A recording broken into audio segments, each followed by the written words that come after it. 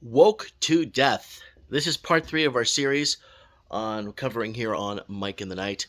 What is happening? How is it happening? Today I'm going to put together a very special video for you guys, a very small presentation. We've actually put this presentation together multiple times on the channel over the last 3 years, but unfortunately we couldn't get more than 5 views on the video or 10 views on the video. Today, it's my opinion on why I think things are happening and why we are where we are today. This is just my opinion, and I'm going to ask that you guys look at it and maybe critique it or maybe add something, maybe call me out on where I'm wrong and why where we are today isn't the reason why I'm thinking we got here today. And I would appreciate that very much. All right, let's take a look. I want to thank you for the last 2 videos I put up are getting a horrendous amount of views. My videos usually don't really get any views at all. And I was very shocked in the last 2 videos with these Woke to Death series that we're doing and discussing what is happening. And what I like about this is this. The comments. You get your friends out here, your friends, your natural immunity deniers. Now, natural immunity deniers come in all shapes and forms and everything. Just get them over here and get them to read some of these comments and see, get them to see what they feel about this. And it's just a huge amount of information. And I'll make a dedicated video reading some of these out that I'm allowed to talk about on this platform. But there's an incredible amount, thousands and thousands of comments. And the video I did after is catching up with about 2,000 plus comments too. So I appreciate this and people taking the time out of their day to give us their perspective on what is happening and how it's happening. Okay, well, this is me. What I feel, this is my opinion, and we've made this video several times. I hope this time it really gets out there, and I set it up a bit differently today. I hope you guys enjoy this presentation. So here it is right here, 2019 to 2020 Chilean protests, right? October 18th, take a look at the date, folks. Okay, 2019 October. Now, this is a massive protest that they had. The Chilean protest known in Chile as the Estadlido Social, and the series of massive demonstrations and severe riots that originated in Santiago and spread. So we were covering this on Mike of the Night. We even had people call into the show on this during these riots and what was happening. And if you look at the images, look how horrendous those 2019 riots were in Chile. People had no confidence in governments. People did not believe, did not confide, and did not basically believe or have confidence in their local governments. And same thing, Argentina, food crisis. When? Look at that, September 2019. Protests all over Argentina. And massive Argentina Day in 2019. Day of massive protests on the streets in 20 provinces. So Argentina's unemployed workers organizations, standing neighborhoods, and social organizations and unions carried out on Tuesday a nationwide day protest.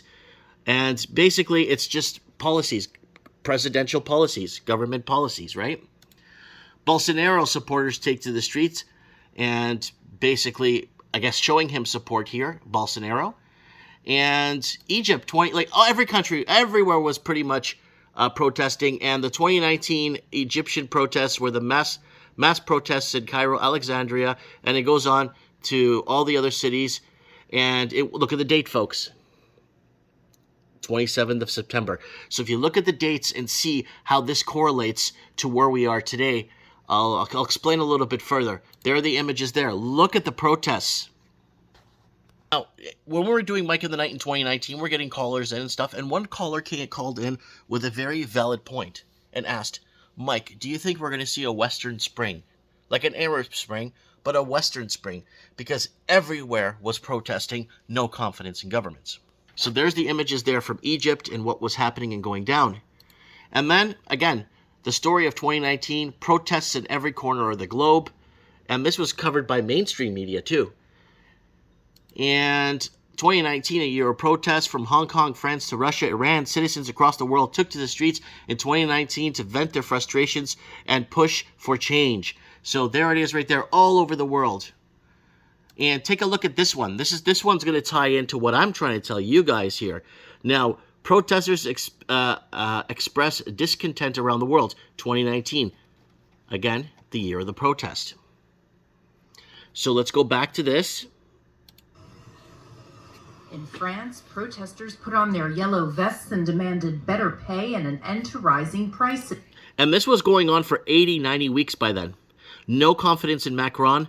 Wanted Macron out for no confidence and austerity measures. And guess who just got voted in 6 months ago? Macron. In Sudan, the people brought down the 40-year regime of a genocidal dictator. In Haiti, they demanded the president's resignation and the prosecution of corrupt officials. And in Hong Kong, demonstrators started by standing up to the Chinese authorities over an extradition law and expanded their demands to include more democracy. Now what they did was they flipped the script in the West. English-speaking countries, not the Spanish countries and the Portuguese countries in South America. The English-speaking country, they flipped the script as climate change. So instead of no confidence in governments, the Western media was it's climate change, climate emergency, or global warming. I don't even know what it was in 2019. They changed the narrative every couple of weeks. So there it is right there. So they get front hook, line, and center, and media plays it out like this. Watch this. Generations have failed tackling the biggest crisis humanity has ever faced. It's a financial crisis and money laundering, and it all is put together by governments. Has nothing to do with climate. Even school children have taken to the streets, demanding that adults take better care of the planet. In these countries and on the streets of Iraq, Lebanon, Ecuador, Iran, and elsewhere, citizens are saying enough.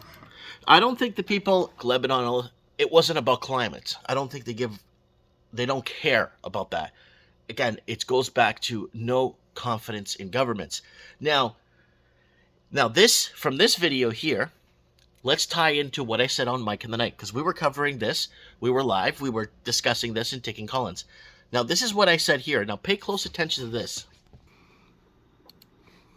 Travesty, go to waste. They never will. Use your brains, man. That's all you got to do. Think the way they think, and they are the most sinister people on the planet. Oh, by the way, this is again September 28th. Do you remember the date I showed you guys in September? Well, this was happening and we're covering it live. Okay, hear me out. Hear me out. Just hear me out on this one. Sure. You got this climate change that's full stop. I'm talking, it's everywhere. It's on front pages. It's what they're feeding us. And the funny part of this one is that a lot of people are actually buying this hook, line, and sinker. But what is the real thing? Like, there's something so big in the works. Either it's a real big hot war that's going to wipe out a percentage of us. Either they're going to pull the trigger on a mass pandemic. Or it's going to be something. So it was something. Now, no confidence in governments. Lock it down. Pandemic arrives. Everything shuts down. The Hong Kong protests were going into their 40th, 50th week. Everything was falling apart, and governments couldn't keep their grips. So what did they do? They punish us. This is my opinion. This is why I believe we are in this position today where people are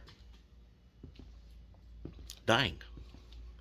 I hope I'm wrong. I hope I'm connecting the wrong dots here. But I truly wholeheartedly believe that governments did not want to lose grip of power. And if you look at some of them, they're still in power. They're still in power today. Anyways, guys, that's just my opinion. Did we get here because of no confidence in government and they flipped it into something else so they could shut us down? And we did say on a couple of shows that 2019 was the year of the protest. 2018 was the year of the repo market. 2017 from 2010 to 2017 was artificially low, dangerous interest rates, getting first-time home buyers into the markets to compete with money launderers from China. So it was a big layout. And then 2019 was the year of the protest. 2020 was the year of the lockdown. 2021, the year of the forced you know what. 2022, the year of the protest we predicted. And 2023, the year of the coffin. Anyways, guys, let me know what you guys think in the comments below. Mike Martin's here. I have spoken.